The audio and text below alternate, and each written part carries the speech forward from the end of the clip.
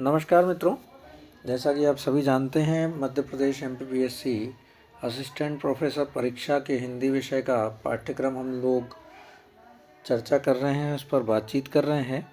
इसके अंतर्गत भारत भारती का अतीत खंड भी किया है हमने और साकेत का नवम सर्ग कर रहे हैं, जिसके प्रथम 30 पद हमने कर लिए हैं।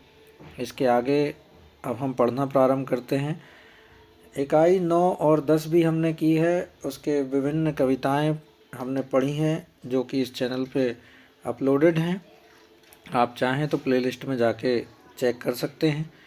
चलिए बिना समय गवाए हम आगे पढ़ना प्रारंभ करते हैं। साकेत का नवम सर्ग उर्मिला की विरह व्यथा पर है। ये किस प्रकार उर्मिला विरह में परेशान है अपने प्रिय लक्ष्मण के, और जीवन के पहले प्रभात में आँख खुली जब मेरी, हरी भूमि के पात पात में मैंने हृदगत हेरी।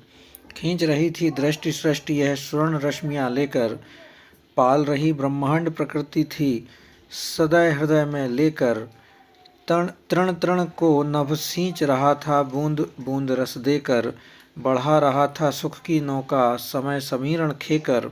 बजा रहे थे द्विज तल बल से शुभ भावों की भेरी, जीवन के पहले प्रभात में आँख खुली जब मेरी। हृदय की गति स्वर्ण रश्मियाँ सोने की किरणें, सदैव दया से युक्त द्विज ब्राह्मण पक्षी, भेरी दुधुम्बी वाद्य यंत्र होता है। इस गीत में उर्मिला अपनी सखी से उन दिनों का वर्णन कर रही जब उसने उनके जीवन में नवयौवनागमन के साथ प्रियतन से मिलन का सुख उपलब्ध हुआ था। वे बताती हैं कि हे सखी, अपनी सखी से बोल रही हैं संबोधन करके, हे सखी, जब जीवन के पहले प्रभात में मेरी आंखें खुलीं, अर्थात यौवन व पति का आनंददायक सानिध्य मिला, तो मैंने अपने हृदय के कोमल भावों का प्रसार हरी भूमि के पत्ते पत्ते तक देखा। मतलब जो मन में हिलोर उठ रही थी वही प्रकृति में भी हिलोर उन्होंने देखी। यह सुनहरी किरणों से मंडित सृष्टि मुझे वरवश आकर्षित कर रही थी। ऐसा प्रतीत होता था मानो यह प्रकृति सदैव मन से इस ब्रह्मांड को पाल रही थी। आकाश बूंद बूंद रस लेकर, अर्थात ओस कणों के माध्यम से धरती के तिनके तिनके को सींच रहा है। समय रूपी वायु सुख की नौका को खेकर आगे बढ़ा रहा है। तात्पर्य यह है कि समय की गति के साथ साथ मेरे सुख बढ़ते चले जा रहे थे। पक्षियों का समूह मधुर स्वरों से चहचहाते हुए मानो शुभ भावों की दुंदुभी बजा रहा था, अर्थात पूरा परिवेश सुखमय था जब मैं अपने प्रिय के पास थी, उनका सानिध्य मुझे मिला था। प्रकृति चित्रण किया गया है, रूपक अनुप्रास और मानवीकरण अलंकार बताया है, गेयता और संगीतात्मकता भी है। अगला पद है, वह जीवन मध्याह्न सखी अब श्रांति क्लांति जो लाया, खेद और प्रस्वेद पूर्ण यह तीव्र ताप है छाया। पाया तो सो खोया हमने, क्या खोकर क्या पाया, रहे न हम में राम हमारे, मिली न हमको माया। यह विषाद वह हर्ष कहाँ अब देता था जो फेरी, जीवन के पहले प्रभात में आँख खुली जब मेरी। यहाँ पर माया मिली न राम एक लोकोक्ति है, मुहावरा है, उसका उपयोग किया गया है इस पंक्ति में कि रहे न हम में राम हमारे, मिली न हमको माया, माया मिली न राम। इन पंक्तियों में उर्मिला कह रही हैं कि जीवन के मध्याह्न अर्थात विषादमय समय का हृदय स्पर्शी वर्णन है। जिस प्रकार दोपहर होने पर धूप बताप पड़ने से थकावट होने लगती है, शरीर पसीने से तर हो जाता है, उसी प्रकार मेरे जीवन की दोपहरी भी वियोगजन्य व्याकुलता व हताशा लाई है। पति के संसर्ग में जीवन का जो आनंद व उल्लास मैंने पाया था वह अब मैं खो चुकी हूँ, वह अब चला गया है, वह खो चुका है। यह विचारणी है कि वह सब खोकर हमने क्या पाया, हमारे राम भी हमारे बीच न रहे, और जिस राज सिंहासन हेतु उन्हें वन भेजा गया था उसका भोग भी कोई नहीं कर पाया। यहाँ माया मिली न राम की प्रतीक्षाया है। अब तो हमारे जीवन में विषाद व्याप्त हो गया है। वह प्रसन्न अब दिखाई नहीं देती, जो राम सीता व प्रियतम के यहाँ होने पर मिलती थी। राम सीता जेठ जेठानी या दीदी, जेठ और दीदी भी हैं, और प्रियतम अर्थात लक्ष्मण जी। उर्मिला जी का प्रभावी चित्रण है। प्रथम दोनों पंक्तियों में श्लेष अलंकार का चमत्कारी पूर्ण द्रष्टव्य है। यहाँ पर श्लेष अलंकार है। एक पद के कई अर्थ हुए हैं। मध्याह्न, जीवन मध्याह्न के सखी अपने जो जीवन का मध्याह्न बताया है, और उसके अलावा जो दोपहरी का समय जो कष्टकर होता है वह बताया गया। दोनों अर्थ हैं इसके, इसलिए यहाँ पे श्लेष अलंकार है। अगला पद है, वह कोयल जो कूक रही थी आज हूक भरती है, पूर्व और पश्चिम की लाली रोष वृष्टि करती है, लेता है निश्वास समीरण सुर भी धूलि चरती है, उबल सूखती है जलधारा यह धरती मरती है, पत्र पुष्प सब बिखर रहे हैं कुशल न मेरी तेरी, जीवन के पहले प्रभात में आँख खुली जब मेरी। हूक भरना, पीड़ा से कराहना, रोष वृष्टि मतलब क्रोध की वर्षा, निश्वास आह भरना, और समीरण हवा। वियोगावस्था में विरहिणी को कुछ नहीं भा रहा है। विरहिणी अर्थात जो उर्मिला जी हैं, जो कोयल पहले प्रसन्नता से कूकती थी, जैसे स्वर कर्ण प्रिय थे, वह अब हूक भरती है, कराह रही है। पूर्व और पश्चिम की लाली अर्थात मोर की लालिमा और भोर की लालिमा और संध्या के समय की रक्तिमा जो पहले आँखों की शीतलता का प्रदान करती थी, अब विरहिणी को ऐसा प्रतीत होता है मानो क्रोध की वर्षा हो रही हो। मनोस्थिति मनोदशा के अनुरूप ही प्रकृति सुहावनी व कष्टकारी प्रतीत होती है। उर्मिला भी पति के अभाव में दुखी हैं, इसलिए उसे भी कुछ नहीं भा रहा है। वायु भी आहें भर रही हैं, जो सुगंध पहले सारे वातावरण को सुरभित कर रही थी, अब वह धूलि चाट रही है। जो जलधारा पहले पृथ्वी को सींचती हुई बह रही थी, अब वह उबल रही है। धारा क्षीण हो गई है, बिना सिंचाई के पृथ्वी सूख रही है। हरियाली के आधार पत्ते व फूल झड़ रहे हैं। वास्तविकता यह है कि इस तेज दोपहरी के कारण कुछ भी कुशलता नहीं है। इस तेज दोपहरी का मतलब है विरह की दशा जो उनके जीवन में आई है, कष्टमय समय है।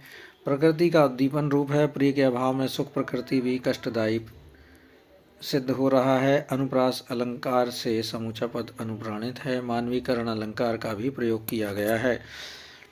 अगला पद है, आगे जीवन की संध्या है देखें क्या हाली, तू कहती है चंद्रोदय ही काली में उजियाली, सिर आँख पर क्यों न कुमुदनी लेगी वह पद लाली, किंतु करेंगे कोक शोक की तारे जो रखवाली, फिर प्रभात होगा क्या सचमुच तो कृतार्थ यह चेरी, जीवन के पहले प्रभात में आँख खुली जब मेरी। इस पद्यांश में उर्मिला जीवन के संध्या के विषय में अपनी सखी से चर्चा कर रही हैं। जीवन की संध्या, मेरे जीवन का मध्याह्न तो कष्टप्रद था ही, अब आगे संध्या जो होने वाली है, हे सखी जीवन के अवसान के समय न जाने क्या घटित हो, यह समझ में नहीं आ रहा है। तेरा कहना है कि संध्या के समय चांद का उदय होने से काली माँ उजाले में बदल जाएगी, अर्थात प्रिय से मिलन होगा और मेरे विषाद सुख में बदल जाएंगे। रात्रि को चांद को देखकर कुमुदनी खिलती है और चांद के पास की लालिमा देख प्रसन्न होती है। उसी प्रकार मैं भी प्रियतम के चरणों की शोभा को ग्रहण कर आनंद विभोर हो जाऊंगी। कोक जो रात भर अपनी प्रियतमा से दूर होने के कारण शोकाकुल रहता है, एक प्रकार का पक्षी, क्या उसके लिए फिर से प्रभात होगा? उसे फिर से प्रिय मिलन का सुख मिलेगा? क्या मुझे भी फिर से प्रियतम सुख मिलेगा? यदि ऐसा हुआ तो अपने स्वामी की यह दासी स्वयं को धन्य मानेगी। जीवन की संध्या के विषय में विरहिणी उर्मिला के मन की यह अभिव्यक्ति फिर से की गई है। प्रकृति के माध्यम से उर्मिला की विरह व्यंजना की गई है। आकर्षक गीता और लयात्मकता है। अगला पद है, सखी विहग उड़ा दे हों सभी मुक्तिमानी, सुन शठ शुकवाणी हाय रूठो ना रानी, खग जनकपुरी की ब्याह दूँ सारिका में, तदपि यह वहीं की त्यक्त दूँ दारिका में, कह विहग कहाँ है आज आचार्य तेरे, विकच वदन वाले वे कृति कांत मेरे, सचमुच मगया मैं तो अहेरी नए वे, यह हथहरिणी क्यों छोड़ यूं ही गए वे। अपनी जीवन की व्यथा कह चुकने के उपरांत उर्मिला अपने सभी पक्षियों और पशुओं को स्वतंत्र कर देने की आज्ञा प्रसारित करती हैं। वह अपनी मनोव्यथा उन्हीं से सम्मुख रखती हैं। वह अपनी मनोदशा व्यक्त करते हुए कहने लगती हैं कि अरे सखी, इन सभी पक्षियों को उड़ा दो, क्योंकि इन सभी को स्वतंत्र हो जाना चाहिए। इस बात को सुनकर तोते की यह धुनी हुई कि हाय रूठो न रानी। इनको सुनकर उर्मिला, अरे पक्षी तू अप्रसन्न मत हो। उर्मिला कह रही हैं कि ए पक्षी, तू अप्रसन्न मत हो, मैं तुझे जनकपुरी की सारिका ब्याह दूंगी, किंतु इस बात को समझ ले, मैं उस जनकपुरी त्यक्त दारिका हूँ। अरे पक्षी, मुझे बता दे कि तेरे आचार्य लक्ष्मण कहाँ गए हुए हैं। अरे सुंदर केशमय बदन वाले कृति और मेरे कांत कहाँ गए हैं। क्या वे मगया हत हरिणी को यहाँ क्यों छोड़ गए हैं। भाव यह है कि शिकारी स्वयं हत शिकार का प्रथम ग्रहण करता है। मतलब यहाँ पर जो खुद को हिरण बता रही हैं और लक्ष्मण को शिकारी बता रही हैं, और जब कोई शिकारी कर लेता है, उसका शिकार कर लेता है, तब उसके बाद में वह यही देखता है कि सबसे पहला अधिकार उसी का होता है जिसने शिकार किया है। लेकिन यहाँ पर वे बता रहे हैं कि तो उसको लेकर अन्य शिकार की खोज करता है, किंतु हिरणी की तरह आहत मुझको यहीं छोड़ देना उनका अनाड़ीपन है। इसे उन्हें नहीं करना था। वे मुझ पर अधिकार जमाते, मुझे रखते, लेकिन वे मुझे ऐसे ही परित्यक्त करके ऐसे ही छोड़ गए हैं। विरह का उद्दीपन है, अनुप्रास अलंकार की छटा है, संवादात्मक शैली है। अगला पद है, निहार सखी सारिका कुछ कहे बिना शांति सी, दिए श्रवण हैं यही इधर में हुई भ्रांति सी, इसे पिशुन जान तू सुन सुभाषिणी है बनी, धरो खगी किसे धरूं भृति लिए गए हैं धनी। मैना की ओर इंगित करते हुए उर्मिला अपनी सखी से कहती हैं, अरे सखी देख, तो इस सारिका को देख, वह मेरे द्वारा बिना कुछ कहे हुए भी यह शांत सी प्रतीत होती है, किंतु मेरी बात सुनने के हेतु इधर ही कान लगाए हुए है। कौन? मैना। इस आकृति को देखकर मैं स्वयं भ्रांत सी हो गई हूँ। इस समय यह सुभाषिणी बनी हुई है, किंतु इसे तो पिशुन मात्र समझ। पिशुन मतलब होता है चुगलखोर। अरे मैं किसको धारण करूं, मेरे धनी तो धैर्य जिसे धारणा करना पड़ता है वे स्वयं ले गए हैं। विरहण का मार्मिक वर्णन है, आलंकारिक भाषा है। राजपुताने के पति को धनी कहते हैं। राजपुताने में पति को धनी कहते हैं। यहाँ पे उन्होंने धनी अपने पति लक्ष्मण को कहा है। अगला पद है, तुझ पर मुझ पर हाथ फेरते साथ यहाँ, शशक विदित है तुझे आज वे नाथ कहाँ, तेरी ही प्रिय जन्मभूमि में दूर नहीं, जान तू भी कहना कि उर्मिला क्रूर नहीं। अरे शशक, क्या तुझे विदित है कि तेरे वे नाथ कहाँ हैं जो एक साथ ही तुझ पर और मुझ पर हाथ फेरा करते थे। तुझे पता नहीं तो मैं बताऊं कि वे तेरी प्रिय जन्मभूमि कानन अर्थात जंगल में चले गए हैं, दूर नहीं गए। तो वहीं चला जा, उनसे कहना कि क्रूर उर्मिला वहीं पर विराजमान है। यहाँ पर प्रकृति का मानवीकरण है। यहाँ पर शशक मतलब खरगोश से संबोधित करके बोल रही हैं वो, कि जब हम लोग साथ रहते थे, जब वे मुझे और तुझे एक सा प्रेम करते थे। अगला पद है, लेते गए क्यों ना तुम्हें कपोत वे, गाते सदा जो गुण थे तुम्हारे, लाते तुम्ही हा प्रिय पत्र पोते वे, दुखाब्दि में जो बनते सहारे। उर्मिला कपोत को संबोधित कर रही हैं अब इस पद में। अरे कपोत मतलब कबूतर, वे नाथ तुमको साथ क्यों ना लेते गए। यहाँ तो वे तुम्हारे गुण गाया करते थे, तुम ही हमारे उन प्रिय पत्र को भी लाया करते थे जो हमारे दुखांदी में पोत स्वरूप सहारे बने थे। मतलब जब हम लोग अलग थे तब यहाँ पर एक दूसरे को पत्र जब लिखते थे तो तुम ही कबूतर जो थे मेरे और उनके पत्रों को आदान प्रदान किया करते थे। औरों की क्या कहिए, अगला पद है, औरों की क्या कहिए निज रुचि ही एकता नहीं रखती। चंद्राम चंद्राम तु पीकर चंद्रामृत पीकर तू चकोरी अंगार है चखती। यहाँ इस जो ये जो PDF है इसमें रा की रेप जहाँ जहाँ है वहाँ पे इस प्रकार का गैप हो गया है, इसके लिए क्षमा कीजिएगा। इसलिए यहाँ पर चंद्रामृत है, फिर से पढ़ लेते हैं इसको। औरों की क्या कहिए निज रुचि ही एकता नहीं रखती। चंद्रामृत पीकर तू चकोरी अंगार है चखती। अरे चकोरी, और चकोरी को संबोधित किया उन्होंने। मैं औरों के संबंध में क्या कहूँ, तू अपनी रुचि में ही एकता नहीं रखती क्योंकि तू चंद्रामृत पीकर भी स्वयं अंगार चखती है। उक्त छंद में उर्मिला शुक सारिका शशक कपोत और चकोरी से ही अपने प्रीतम के संबंध में पूछती हैं कि उसे यह ज्ञान न रहा कि इन पशु पक्षियों की उसकी सुधि वे कहाँ गए। वह इस प्रकार उन्माद की दशा में प्रतीत होती है, अर्थात उन्हें यही समझ में नहीं आ रहा है कि इस विरह में कौन बात कर सकता है, कौन किससे वे बात कर सकती हैं,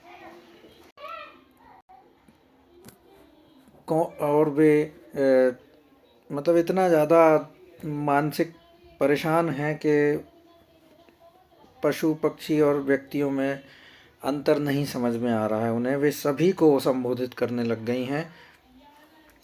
मानवीकरण अलंकार है क्योंकि यहाँ भी चकोरी को उन्होंने बोला है, इसके पहले कबूतर को बोला है, उसके पहले खरगोश को बोला था, उसके पहले उन्होंने मैना को बोला था और उसके पहले एक तोते को बोला है।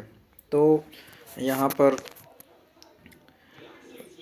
उपमा अलंकार भी है, अनुप्रास और रूपक भी है, स्वभावोक्ति अलंकार भी है। अगला पद है, बेहग उड़ना भी ये हो बद्ध भूल गए अये। यदि अब इन्हें छोड़ूं तो और निर्दयता दये। परिजन इन्हें भूले ये भी उन्हें सब हैं बहे। बस अब हमी साथी संगी सभी इनके रहे। बेहग मतलब पक्षी, बंधी, दये मतलब दया का संबोधित रूप। पूर्वत है प्रसंग, अब यदि मैं इन पक्षियों को मुक्त भी कर दूं तो हे सखी, अपनी सखी को बोल रही हैं, अब मैं इन पक्षियों को मुक्त कर भी दूं तो हे सखी ऐसा लगता है कि ये उड़ेंगे नहीं क्योंकि दीर्घ अवधि से पिंजड़ों में ये बंद हैं, अर्थात उड़ना भूल गए होंगे।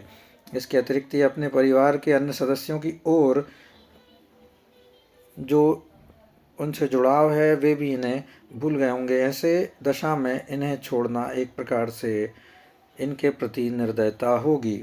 आखिरकार ये जाएंगे कहाँ, क्योंकि इनके साथी तो उड़कर न जाने कहाँ पहुँच गए होंगे। अब तो हम ही इनके संगी साथी हैं, इनके सभी कुछ हम ही हैं, अतः इन्हें मुक्त करना सहज नहीं है। दुख मानव को अन्य प्राणियों से जोड़ता है, दुख में आत्मा का विस्तार होता है। उर्मिला का यह आत्मीय रूप बताया गया है। उर्मिला की करुणा, संवेदना और पर दुख का आतरता उजागर हुई है। अनुप्रासत्व का वैभव अवलोकनीय है। गए आए, निर्दयता दये, सब हैं बहे, बस अब संगी साथी कभी, ये अनुप्रासत्व का बताया गया है। उदाहरण भाषा परिष्कृत और प्रांजल है। अगला बंध है आ अभाव की एक आत्मजे और अदृष्टि जनी, तेरी ही छाती है सचमुच उपमोचितस्तनी। अरि वियोग समाधि अनोखी, तू क्या ठीक ठनी। अपने को प्रिय को जगती को दुखों खिंची तनी। मनसा मानिक मुझे मिला है तुझ में उपल खनी, तुझे तभी छोड़ूं जब सजनी पाऊं प्राण धनी। उर्मिला लाल नामक पक्षियों को संबोधित करते हुए कह रही हैं कि हे खगगण, तुम मेरे उर रूपी अंगार के साथी बने रहो, तुम मुनियों से पालित होकर यहीं रहो। हे वेदने, मेरे हृदय के अंतर्गत तेरा निवास बना रहना अच्छा है। क्योंकि तेरे ही कारण मुझे सदैव प्रिय का ध्यान रहता है। अतः तुझी में मैंने अपनी धनी की चाह प्राप्त की है, अपनी धनी चाह प्राप्त की है। तू वह हीरकमणि के सदृश है जिसने मेरे जीवन में एक नया प्रकाश, एक नया मोड़ अथवा नई किरण उत्पन्न की है। अरे वेदने, वेदने मतलब वेदना को संबोधित कर रही हैं। वेदने कहकर प्रिय के वाणों की नोक के सदृश हैं। तम मुझे निरत सालती रहे जिससे मैं सजग बनी रहे। ये थोड़ा सा मिस्टेक है इसमें लिखन में। मैं विरह वेदना के कारण सदैव रोती रहती हूँ एवं उसके कारण मेरा भी अंग गर्म अश्रुजल से भीगता रहता है। अतः मेरी यह देह प्रिय विरह में ठंडी नहीं होने पाती। क्योंकि तू इस देह को गर्म रखने का कार्य करती, अतएव तू तपन मणि सदृश प्रिय है। वेदना को कह रही हैं, अरे तेरे कारण मुझको ज्ञान होता है कि मुझे किसी का अभाव है, प्रियतम का अभाव है। अतः अभाव भाव से उत्पन्न होने कारण तू अभाव की आत्मजा है। यह प्रश्न बन सकता है कि कौन अभाव भाव की आत्मजा है। तो यहाँ पर करुणा को, वेदना को उन्होंने कहा है, वेदना अभाव भाव की आत्मजा है एवं भाग्य से जन्म ग्रहण करने वाली। अरे वेदने, स्तन अपने शिशु जात का पोषण करता है एवं वक्षस्थल को सफलता प्रदान करता है। वेदना से पालित मुझ विरहिणी का सदैव अपने शिशु रूप प्रिय ध्यान को मेरे हृदय में बनाए रखने के कारण ही मैं तेरी छाती को उपमोचित स्तनी कहती हूँ। तू अनोखी वियोग की समाधि स्वरूप है। तू क्या सजी धजी रहती है। मैं तेरे ही कारण स्वयं को, प्रिय को एवं संसार को एक दूसरे से खिंचानता देखती हूँ। अरी पत्थर की खान, मुझे तेरे में मन के अनुकूल प्रिय रूपी माणिक प्राप्त हुआ है। मैं तुझको तभी से त्याग सकती हूँ जब अपने प्राणधनी लक्ष्मण को प्राप्त कर लूँ, अर्थात उन प्रियतम के दर्शन के साथ तो समाप्त हो जाएगी। वेदना विशेष है। वेदना सभी के लिए दुखदायी होती, किंतु कवि ने अपने उसको प्रिय और मन भावनी वस्तु माना है। उसने इसका कारण भी उपस्थित किया है। वह कहता है कि वेदना के कारण सदैव प्रिय का ध्यान हृदय में बना रहता है। अलंकार है परिक, रांकुर, लोकोक्ति और विरोधाभास। अगला पद है, विरह संग अभिसार भी, भार जहाँ आभार भी। मैं पिंजड़े में पड़ी हूँ किंतु खुला है द्वार भी। काल कठिन क्यों ना हो किंतु है मेरे लिए उदार भी। जहाँ विरह ने गार दिया है किया वहाँ उपकार भी। सुध बुध हर ली किंतु दिया है काल ज्ञान विचार भी। जना दिया है उसने मुझको जन जीवन है भार भी। और मरण वह बन जाता है कभी ही एक आहार भी। जाना मैंने इस उर में भी, उर में थी ज्वाला भी जलधार भी। प्रिय ही नहीं यहाँ मैं भी थी और एक संसार भी। उर्मिला प्रिय विरह व्यथा के कारण इतनी व्यथित हो जाती हैं कि उन्हें यह जीवन दूभर प्रतीत होने लगता है। उन्हें वह मृत्यु का आलिंगन करना चाहती हैं। इसी भावना को अभिव्यक्त कर रही हैं कि अपनी सखी से बोल रही हैं कि अरे सखी, हे सखी, आज प्रिय नहीं किंतु प्रिय विरह के साथ अभिसार करना पड़ रहा है, जहाँ आभार प्रदर्शन भी भार स्वरूप है। यद्यपि मेरी आत्मा तन रूपी पिंजरे में कैद है, पड़ी हुई है, किंतु उसके लिए द्वार भी खुला हुआ है, कभी भी कहीं से निकलकर चल दिया जाए। यद्यपि संसार में है कथोक्ति है कि काल कठिन होता है, यह सत्य ही क्यों न हो, किंतु मेरे लिए यह काल उदार है। अरे सजनी, अरे सखी, जहाँ प्रिय विरह ने मुझको कष्ट दिया है, मुझे गला दिया है, वहाँ मेरे साथ उपकार भी किया है। यद्यपि उसके कारण मेरी समस्त सुध-बुध हरण कर ली गई है, तथापि काल ज्ञान का विचार अवशिष्ट मुझे प्रदान किया है। मुझको यह पूर्ण रूप से विदित हो गया है कि विरह के कारण जनजीवन भार सदृश होता है, इसी विरह काल में मरण भी हृदय हार सदृश होता है। मैं जान सकी हूँ कि मेरे हृदय में जलधारा और ज्वाला भी है, विरहानल भी है, विरहाश्र भी है, साथ ही प्रियतम स्वयं एवं संसार तीनों को एक साथ सोचती विचारती भी हूँ। अलंकारिक भाषा का प्रयोग है। ओज और प्रसाद गुण की प्रयोग है। यहाँ पर प्रिय विरह के कारण उर्मिला मरण को आलिंगन करना चाहती हैं। विरह की यह जड़ दशा होती है। अगला पद है, लिख कर लोहित लेख डूब गया है दिन आहा, व्योम सिंधु सखी देख तारक बुध बुध दे रहा। व्याख्या है, अरे सखी आकाश में लाल रंग को फैलाकर दिनकर सूर्य अस्त हो गया है। अरे व्योम रूपी सागर को देख, उसमें तारागण बुध बुध के सदृश उदित हो रहे हैं। मतलब एक एक तारा दिखाई पड़ रहा है धीरे धीरे, तो वो ऐसे दिख रहे हैं कि एक एक करके, तो वो बुध बुध के सदृश, बुलबुल के सदृश हैं। किसी जलाशय में किसी व्यक्ति या वस्तु के साथ कूदने या गिरने पर छींटे या बुदबुदे उत्पन्न होते हैं, बुलबुले उत्पन्न होते हैं। उसी भावना से यहाँ तारामंडल के दृष्टिगत होने का विचार किया गया है। यह नवीन कल्पना है, अलंकार रूपक है और उत्प्रेक्षा का भी प्रयोग है। अगला पद है, दीपक संग शलभ भी जला न सकी, जीत सत्व से तम को, क्या देखना दिखाना क्या करना है प्रकाश का हमको। शलभ मतलब पतंग, संग साथ, तम अंधेरा। उर्मिला वियोग में व्यथित हैं। अपनी सखी से दीपक जलाकर प्रकाश करने से रोकते हुए कहती हैं कि हे सखी तू दीपक ना जला, इसके जलने से पतंगे भी तो जलेंगे। कीट पतंगे जो होते हैं, जो दिए के पास आसपास घूमते रहते हैं, वे भी तो जलेंगे। विरह दशा में अत्यधिक करुण होने के कारण उर्मिला किसी को कष्ट नहीं पहुंचाना चाहती। दीपक जलाने की अपेक्षा अंधकार को अपने सत्व गुण से दूर कर, यूं भी मुझे प्रकाश का क्या करना है, प्रियतम तो यहाँ है ही नहीं, अतः प्रकाश जला किसको अपना रूप दिखाना है। अतः उनके अभाव में यह प्रकाश व्यर्थ रहेगा। सच्चे प्रेमी ही प्रेम में बलिदान देते हैं। प्राण बनाकर जीवन में उन्हें सार्थकता दिखाई नहीं देती, प्राण बचाकर जीवन में उन्हें सार्थकता दिखाई नहीं देती। दीपक तम को में विरोधाभास अलंकार है। द्वितीय पंक्ति में काकवक्रोक्ति अलंकार है, संगीतात्मकता है, गेयता भी है।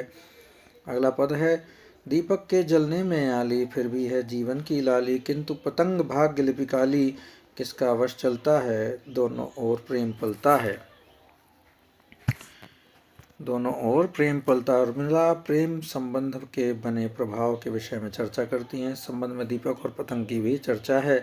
उर्मिला अपनी सखी को संबोधित करते हुए कहती हैं कि हे सखी, दीपक के जलने में फिर भी जीवन की लालिमा है, अर्थात उसके जलने से प्रकाश फैलता है। इसके विपरीत पतंगे की भाग्य लिपि तो बस काली है, तात्पर्य है कि वह जलकर स्वाहा हो जाता है, किसी का कोई उपकार अथवा कल्याण नहीं कर पाता। इस संदर्भ में किसी का कोई वश नहीं चलता। दीपक स्वयं को जलाकर दूसरों को प्रकाश में बनाता है, लेकिन पतंगा तो हतभाग्य है, उसका बलिदान किसी के काम नहीं आता। किसका वश चलता है पंक्ति में काकवक्रोक्ति अलंकार है, तत्सम शब्दों के साथ तद्भव का सुंदर प्रयोग अनुप्रास भी है। अगला पद है, जगती वणिक वृत्ति है रखती, उसे चाहती जिससे चखती, काम नहीं परिणाम निरखती, मुझे यही खलता है दोनों और प्रेम पलता है। बहुत प्यारा बंद है। उर्मिला ने प्रेम के समर्पण और त्याग को महत्व दिया है। उर्मिला अपनी सखी से कहती हैं कि इस संसार के लोग लाभ की वृत्ति को महत्व देते हैं, ये केवल उसे चाहते हैं जिससे कुछ प्राप्त हो सके। इनके प्रेम का आधार स्वार्थ है। ये लोग काम नहीं अपितु परिणाम को महत्व देते हैं। इनके लिए काम का आनंद कोई महत्व नहीं रखता, बस फल पर ही इनकी दृष्टि टिकी रहती है। उसे यह दृष्टिकोण बहुत कष्टकर है। किसे? उर्मिला को। सच्चा प्रेम निस्वार्थ होता है, स्वार्थ प्रेम को कलंकित करता है। वणिक वृत्ति शब्द का चयन प्रयोग सटीक बन पड़ा है। वणिक वृत्ति मतलब बनिए की वृत्ति रखती है दुनिया, स्वार्थ की वृत्ति रहती है। वणिक वृत्ति मतलब आदान प्रदान व्यापार की वृत्ति रखती है। प्रेम में भी अपन होती अलंकार का उल्लेख है। भाषा सरल और संस्कृत निष्ठ है। अगला पद है, अरे सुरभिजा लौट जा अपने अंग सहेज, तू है फूलों में पली यह कांटों की सेज। यथार्थ था सो सपना हुआ है, अलीक था जो अपना हुआ है। रही यहाँ केवल है कहानी, सुना वही एक नई पुरानी।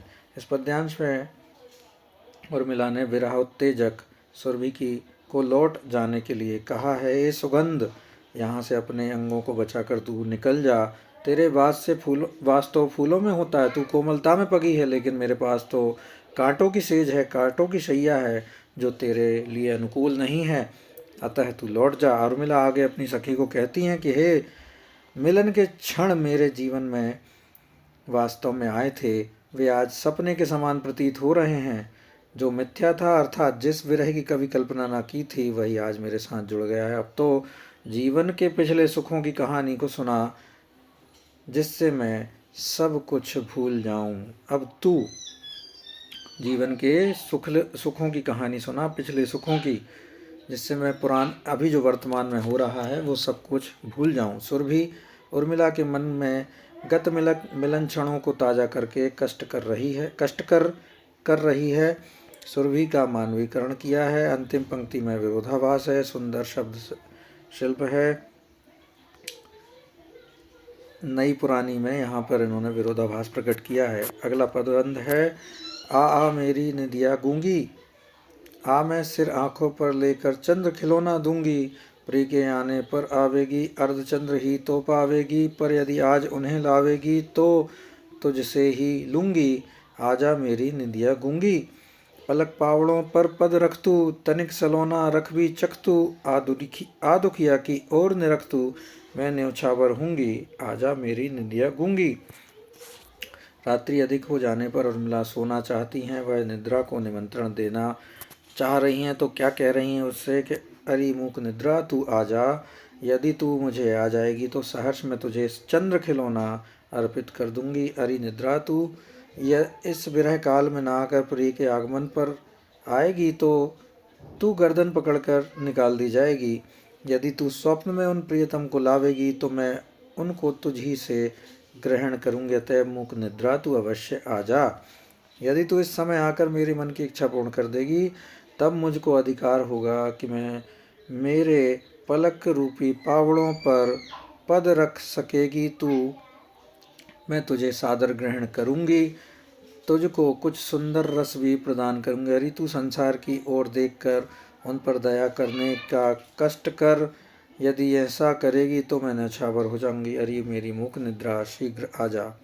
निद्रा का आह्वान दो कारणों से किया है। प्रथम, निद्रा से रात्रि सुख में कट जाएगी। द्वितीय, निद्रा आने पर स्वप्न ना होगा और स्वप्न का दर्शन होगा, जिसमें प्रिय दर्शन होंगे। इस प्रकार अकथनीय आनंद की प्राप्ति होगी। दूसरे, अर्धचंद्र पाना निकल जाना, यह एक लोकोक्ति है, साभिप्राय कथन है। प्रिय सानिध्य में निद्रा कब अच्छी लगेगी, अनुप्रास रूपक अलंकारों का प्रयोग है। जब प्रिय साथ में होता है तो नींद आती नहीं है, ऐसा बताया गया उन्होंने।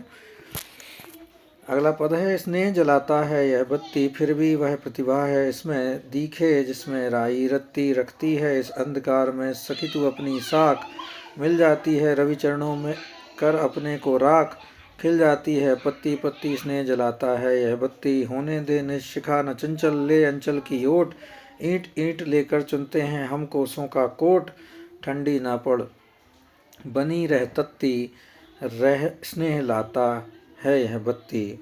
स्नेह तेल प्रेम, बत्ती बाती अहम प्रतिभा प्रकाश अलौकिक ज्योति, और राई रत्ती मतलब छोटे से छोटा पदार्थ। प्रसंग है कि प्रेम एक ऐसा बंधन है जिसके कारण स्वतंत्र मनुष्य भी परवश बंध जाता है। इसमें सुखी भी दुखी रहता है, इसमें सुखी भी दुखी रहता है और दुखी भी सुखी रहता है। इस प्रेम बंधन में किसी प्रकार की चतुराई, विद्वत्ता, तार्किक दृष्टिकोण कुछ भी कार्य नहीं करता। वह बंधन दिनों दिन निगाढ़ होता जाता है। प्रेम का दूसरा नाम स्नेह है, उससे प्रेमी जलता रहता है। इसी के साथ संबंध में उर्मिला कहती हैं कि अरे सखी, दीपक की बत्ती को तेल जला रहा है, तथापि उसमें इतनी प्रतिभा है जिससे सूक्ष्माति सूक्ष्म वस्तु भी दृष्टिगोचर हो जाती है। अरे सखी, इस अंधकार में रात्रि में यह दीपक की बत्ती ही अपनी प्रतिष्ठा बनाए हुए है, किंतु सूर्य की किरणों के प्रसारित होते ही राख के रूप में समाप्त हो जाती है, जिससे पत्ती पत्ती प्रत्येक वस्तु दिख जाती है। इस प्रकार दीपक व तेल उसकी बत्ती को जलाता है। अरे सखी, प्रीतम का प्रेम मेरे स्तन को दग्ध कर रहा है, तथापि मुख पर अति तेज छाया हुआ है। इस विरह में रात्रि के अंधकार में अरे सखी तू साक्षी रूप है, किंतु सूर्य रूप प्रिय चरणों में स्वयं रखकर उनसे मिल जाऊंगी, तब मैं अंग प्रत्यंग से प्रसन्न हो जाऊंगी। अरे दीपक की बत्ती, तू मेरे अंचल की ओट ले ले, किंतु अपनी शिखा को चंचल मत कर। अरे हम वे हैं जो एक एक करके करोड़ों किलों का निर्माण कर देती है, तू तप्त बनी रह, शीतल मत हो। अरे मन, मेरे चंचल की ओट में स्थापित होकर तू चलायमान मत हो। करोड़ों किला निर्माण करने की शक्ति हम रखते हैं, यदि मन स्थिर हो, अतः तू तप्त बनी रह, शीतल मत हो। इस गीत में स्नेह में श्लेष अलंकार है। स्नेह का मतलब तेल भी होता है और प्रेम भी होता है। तेल और प्रेम का अर्थ प्रतिपादित हुआ है, जहाँ दूसरा अर्थ ध्वनित होता है। समासोक्ति अलंकार है, भाषा स्थूल और बोधगम्य है। अगला पद है, ओहो मरा वह बराक बसंत कैसा, ऊंचा गला रुंध गया अब अंत जैसा। देखो बढ़ा ज्वर जरा जड़ता जगी है, लो ऊर्ध्व सांस उसकी चलने लगी है। बराक दीन बेचारा, जरा जड़ता बुढ़ापा, ऊर्ध्व सांस मतलब लंबी सांस। देखो अब बेचारा बसंत मरने लगा है, उसका सस्वर गला रुंध गया है, अर्थात कोकिल स्वर समाप्त हो गया है। अब ग्रीष्म का ज्वर बढ़ता जा रहा है, गर्मी की ऋतु आ रही है। जरा जन्य जड़ता उत्पन्न हो गई है। यह तीव्र बयार नहीं, ऊर्ध्व सांस चलने लगी है। इस प्रकार उसका अंत समीप है, मतलब वसंत का अंत समीप है। अब गर्मी का मौसम आने वाला है, तो उसके बारे में उन्होंने मानवीकरण कर दिया है वसंत का। विरह का षड ऋतु वर्णन रूप है, भाषा सरल सहज है। अगला बंध है, आकाश जल सब और तना, रवि तंतुवाय है आज बना करता है पद प्रहार वही। मक्खी सी भिन्ना रही मही, लपट से झट रुख जले जले। नदी घट सुख चले चले, विकल वे मृगमीन मरे मरे। विफल वे द्रग दीन भरे भरे। तंतुवाय किसे कहते हैं? मकड़ी को कहते हैं। प्रहाराघात, भिन्ना रही दुखी हो रही। भिन्नाना मतलब मक्खी की भिन्न भिन्न की आवाज़ आ रही है, वो भी कहा जाता है। रुख वृक्ष, विकल बेचैन, मृग मतलब हिरण और मीन मतलब मछली। ग्रीष्म ऋतु की प्रचंडता का वर्णन करते हुए और मिला सखी से कह रहे हैं कि आकाश रूपी प्रबल जाल चारों ओर तना है, जिसमें सूर्य एक मकड़े की भूमिका निभा रहा है।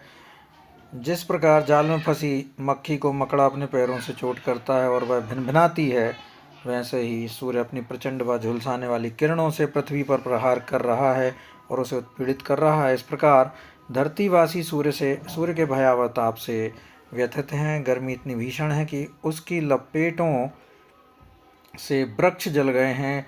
नदियों व नाली का पानी सूख कर कम हो गया। अत्यधिक गर्मी से परेशान होकर वनों में हिरण व जलाशयों में मछलियां मर रही हैं,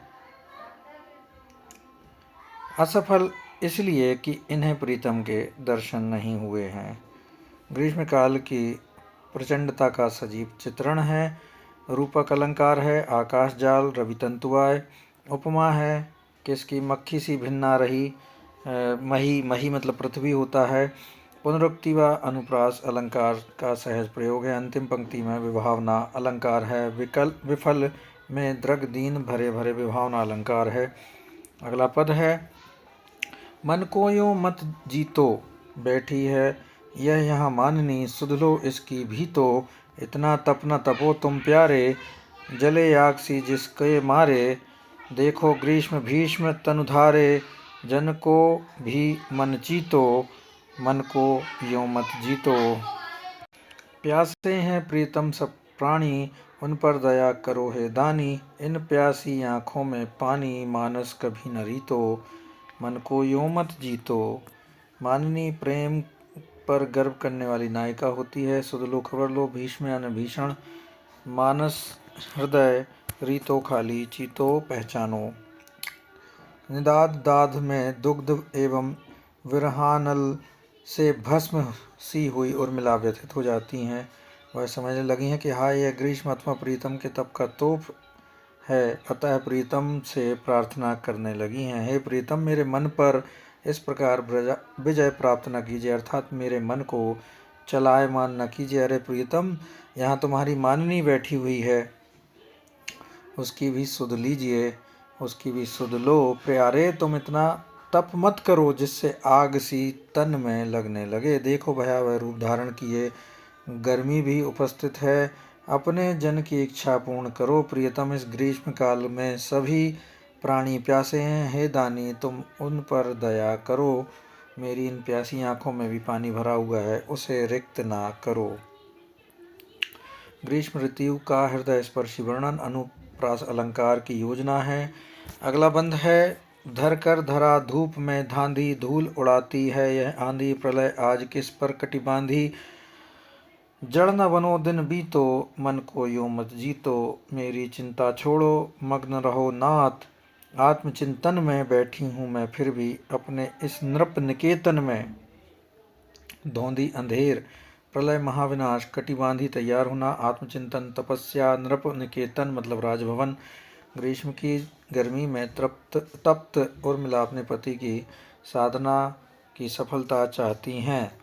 पति जो वन गए हैं, अपनी साधना करने गए हैं, उनकी सफलता चाह रही हैं। लक्ष्मण की भीष्म गर्मी का वर्णन करते हुए उर्मिला कह रही हैं कि गर्मी की प्रचंड धूप ने पृथ्वी को पकड़कर ऊधम मचा रखा है, पृथ्वीवासी झुलस रहे हैं। इस मौसम में तेज हवा धूल उड़ाते हुए बहती है। इतना भीषण अंधर देखकर यूँ लगता है मानो प्रलय किसी को नष्ट करने के लिए कमर कस के आया हो। हे ग्रीष्म दिवस, तुम्हारे कारण लोग बेचैन हो रहे हैं, तुम शीघ्र बीत जाओ। गीत के अंत में उर्मिला अपने प्रीतम को संबोधित कर कह रही हैं कि आप मेरी चिंता मत करना, आप अपने आत्मचिंतन व तप में लीन रहना। कुछ भी हो, मैं फिर भी अपने राजभवन में बैठी हूँ, जहाँ ग्रीष्म से राहत के लिए अनेक सुविधाएं हैं।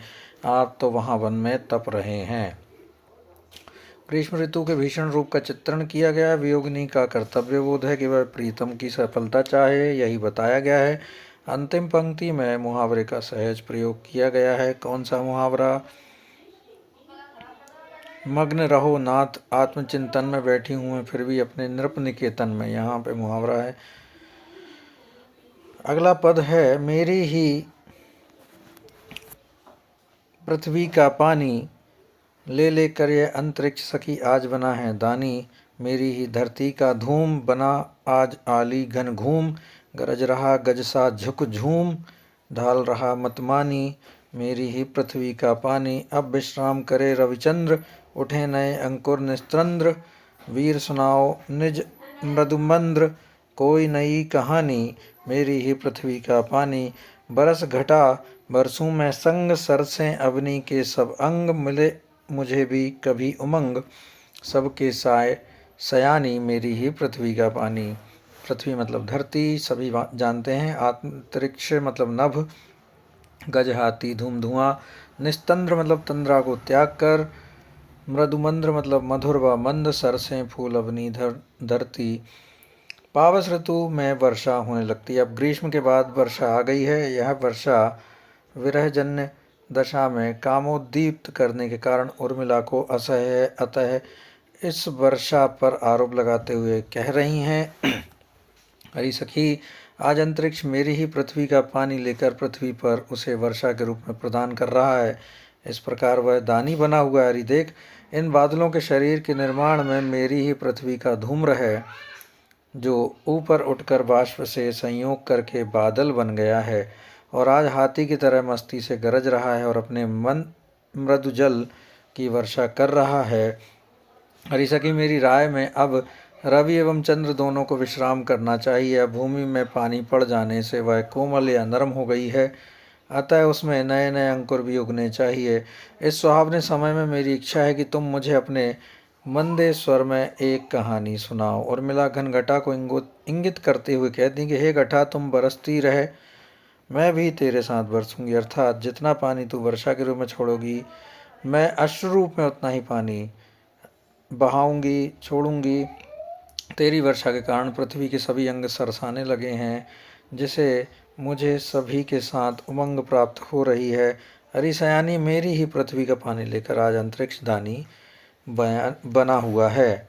प्रथम दो पंक्तियों में आज के विज्ञान का नियम बताया गया है। पृथ्वी पर स्थित जलाशयों का ग्रीष्म काल में भाप बनकर पवन के साथ उड़ जाता है। वह जल वर्षा काल में बादलों से वर्षा कर देता है। उपमा अलंकार का प्रयोग है, आकाश का मानवीकरण है। अगला पद है दरसो परसो घन बरसो, सरसो जीर्ण स्वर्ण जगती के तुम नव यौवन बरसो, घुमड़ उठो आषाढ़ उमड़ कर पावन सावन बरसो, भाद्र भद्र अश्विन में चित्रित हस्ति स्वातिपन बरसो, सृष्टि दृष्टि के अंजन रंजन ताप विभंजन बरसो, व्यग्र उदग्र जगत जननी के ऐ अग्रस्तन बरसो। दरसो मतलब दर्शन, परसों स्पर्श करो, सरसो मतलब हरा भरा बनाओ, जीर्ण शीर्ण थका हरा, भाद्रभद्र कल्याणकारी भादों का महीना, हस्ती नामक एक नक्षत्र है, स्वाति घन स्वाति नक्षत्र के समय बरसने वाला बादल है, अंजन मतलब काजल होता है, विभंजन मतलब संहारक होता है, उदग्र उत्कंठित उदार, अग्रस्तन स्तनों के आगे का काला भाग। संदर्भ यह है कि सरस गीत साकेत के नवम सर्ग में है। विरहणी उर्मिला बादलों को संबोधित कर उन्हें भली प्रकार बरस कर धरती व धरतीवासियों की तपन को बुझाने का आह्वान करती हैं। बोलती हैं कि हे घन, इस पृथ्वी का स्पर्श करके मुझे दर्शन दो और वर्षा करो। हे घन, तुम ग्रीष्म काल के कारण जीर्ण शीर्ण संसार को नवयौवन प्रदान करके बरसते रहो। तुम्हारी घटा आषाढ़ मास में उमड़ उमड़ कर उठती है एवं सावन एवं भाद्रपद के मास में पूर्ण रूप से बरसती है। उसी प्रकार वर्षा करो। हे घन, तुम भाद्रपद एवं अश्विन मास में जब सूर्य हरित चित्रा एवं स्वाति नक्षत्र में प्रवेश करता है, तुम सुखकारी होकर बरसो। हे बादल, तुम इस संसार रूपी नायिका की दृष्टि के अंजन अर्थात काजल स्वरूप हो जाओ, हो जो सबको प्रसन्न करने वाला है। तुम ताप के नष्ट करने वाले हो, अर्थात तुम बरसो। तुम ग्रीष्म काल के कारण व्याकुल जगत जननी पृथ्वी के अग्रस्तन रूप हो, जिसमें पयधारा की वर्षा करके संसार का पोषण करते हो, अर्थात अब बरसो। इस छंद में ज्योतिष का ज्ञान भी प्रदर्शित किया गया है। भाद्र अश्विन के चित्रित हस्ती स्वाति घन बरसो। इस छंद में मेघ के विशेषण अथवा गुणों के अनुसार अनेक नाम उल्लिखित किए गए हैं। साथ ही त्रिभुवन मानस के रूपक कन कन छन छन में पुनरुक्ति प्रकाश, समग्र में परिकरांकुर अलंकार है। भाव साम्य है। व्यग्र उदग्र अग्रस्तत। केशवदास ने कहीं लिखा है अपने ग्रंथ में के भौहें सुरचाप चारु प्रभुवित पयोधर भूखन जराय जीति तड़ित रलाई है। उसी को यहाँ पर बताया गया है, उसका अर्थ भी बताया गया है ज्योतिष के रूप में। अगला पदबंध है न जा उधर है सखी वह शिखी सुखी हो नचे, न संकुचित हो कहीं मुदित लास्य लीला रचे, बनू न पर विघ्न में बस मुझे अबाधा यही, विराग अनुराग में अह इष्ट एकांत ही। लस्य मतलब नृत्य, लास्य मतलब नृत्य होता है। उर्मिला अपनी सखी से मोरों की ओर जाने से रोकती है उसको। हे सखी, तुम उधर मत जाओ जिधर मोर सुख से नाच रहे हैं। तुम्हारे उधर जाने से कहीं आनंदित हो नृत्य कीड़ा करने वाले मोर संकुचित न हो जाए। मेरा सुख तो इस बात में है कि मैं किसी की आनंद प्रक्रिया में बाधा न बनूं। सच्चाई तो यह है कि कोई विराग में लीन हो या प्रेम में, चाहते तो सभी एकांत हैं, कोई बाधित नहीं होना चाहता। उर्मिला की वियोग दशा में पर दुख कातरता का चित्रण है। अनुप्रास का प्रयोग है। संस्कृत निष्ठ भाषा है। अगला पद है अवसर ना खो निठल्ली, बढ़ जा विटपी निकट वल्ली, अब छोड़ना ना लल्ली, कदम्ब अवलंब तू मल्ली। निठल्ली बेकार, बिटपी वृक्ष, वल्ली बेल होती हैं, अवलंब होता है सहारा। वृक्ष और लता के माध्यम से प्रेम का चित्रांकन है। विरहिणी उर्मिला पति से वियुक्त होने की व्यथा भली भांति समझती, इसलिए मल्लिका लता को समझाती हैं कि हे निठल्ली बेल, तू अवसर न खो, बल्कि शीघ्र बढ़कर वृक्ष से लिपट जा। हे मल्लिका लता, तू अब कदम्ब के सहारे को मत छोड़ना, वरन लिपटी रहना। हमने देखा होगा वर्षा ऋतु में विभिन्न बेलाएं पेड़ों में लिपट जाती हैं, उन्हीं का वर्णन है वर्षा ऋतु में। नारी के लिए प्रीतम के अवलंब का महत्व बताया गया है। 6 का अनुप्रास, पुनरुक्ति, प्रकाश अलंकारों को सहज प्रयोग किया गया है। अगला पद है, कुलिश किसी पर कड़क रहे हैं, आली तोयत तड़क रहे हैं, कुछ कहने के लिए लता के अरुण अधर वे फड़क रहे हैं। मैं कहती हूँ रहें किसी के हृदय वहीं जो धड़क रहे हैं, अटक अटक कर भटक भटक कर भाव वही जो भड़क रहे हैं। उर्मिला कहती हैं कि अरे सखी देख, गगन में वज्र की गुरु गर्जना हो रही है, मतलब बिजली की आवाज़ आ रही है, मानो बादल ही परस्पर गर्ज तर्ज रहे हों। इस समय लता के पल्लव प्रकंपित हो रहे थे। उन्हें देखकर ऐसा प्रतीत होता है मानो इस लता के अरुण अधर कुछ उत्तर देने के लिए फड़क रहे हैं। किंतु सखी, मुझे पता यह भी है कि इस गर्जन को सुनकर न जाने कितनी अबला कामिनियों के हृदय धड़क रहे होंगे। प्रकृति का उद्दीपन रूप में चित्रण है। कुछ कहने के लिए लता के अरुण अधर फड़क रहे में फलोत्प्रेक्षा अलंकार है।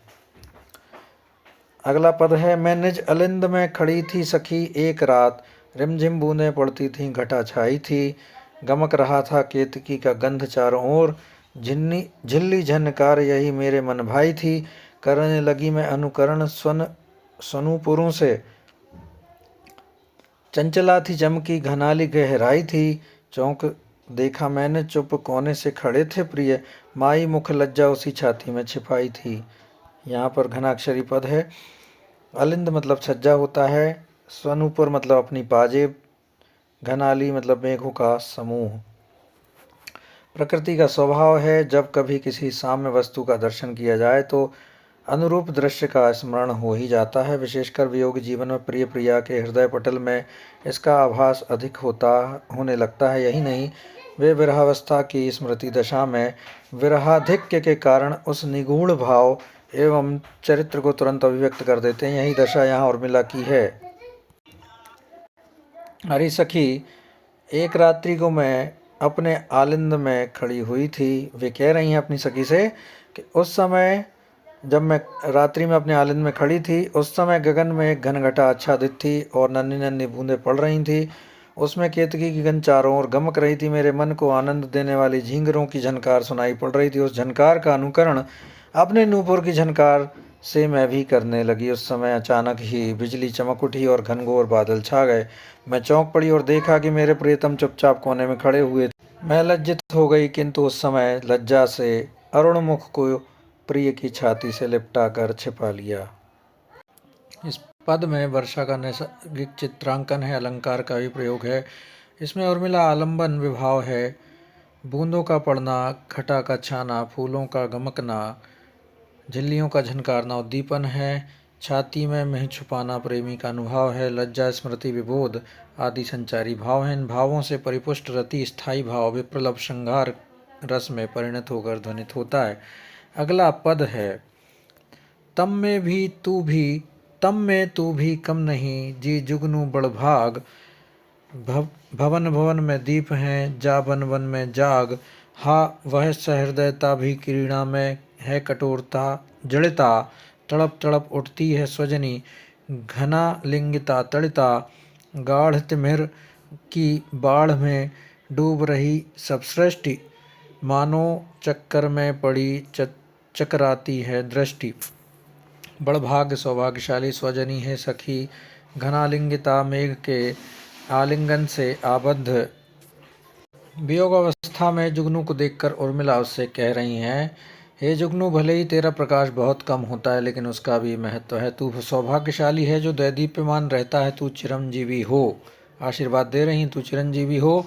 एक बात का तू ध्यान रख कि यहाँ तो घर घर में दीपकों का प्रकाश रहता है, तू यहाँ न जगमगा कर वन वन जाकर अपना प्रकाश फैला। हो सकता है कि किसी वन में मेरे प्रियतम को भी तेरे चमकने से लाभ हो। मेघ में से चमकती तड़ित को देखकर उर्मिला कहती हैं कि कभी कभी संयोग की कोमल क्रीड़ाएं भी कठोर बन जाती हैं, जैसे कि मेघ से आलिंगनबद्ध बिजली उसके कसने से बार बार तड़प उठती है। वर्षा के कारण रात का अंधेरा बढ़कर गाढ़ा हो गया है। ऐसा प्रतीत हो रहा है कि मानो अंधेरे की बाढ़ में सारा संसार डूब रहा हो। जैसे चक्कर आने पर दृष्टि चकरा जाती है और उसे चारों ओर अंधेरा दिखाई देने लगता है। पहले पद्य में उर्मिला का अपने प्रियतम के प्रति अगाध प्रेम प्रदर्शित होता है। वहीं अंधेरे में रह रहे पति के मार्ग को प्रशस्त करने हेतु जुगनू को वह वहां जाने का अनुरोध करती हैं। पुनरुक्ति प्रकाश छेकानुप्रास रूपक अलंकारों का प्रयोग है। बिंब योजना सुंदर आकर्षक है। तो मित्रों, यह था दूसरा वीडियो। आशा है आपको अच्छा लग रहा होगा और इसके बाद में हम इसके आगे पढ़ेंगे। 61 पद से 86 पद हैं, तो तीसरे वीडियो में यह समाप्त हो जाएगा। पढ़ते रहिए। तब तक के लिए धन्यवाद। आज्ञा दीजिए। नमस्कार।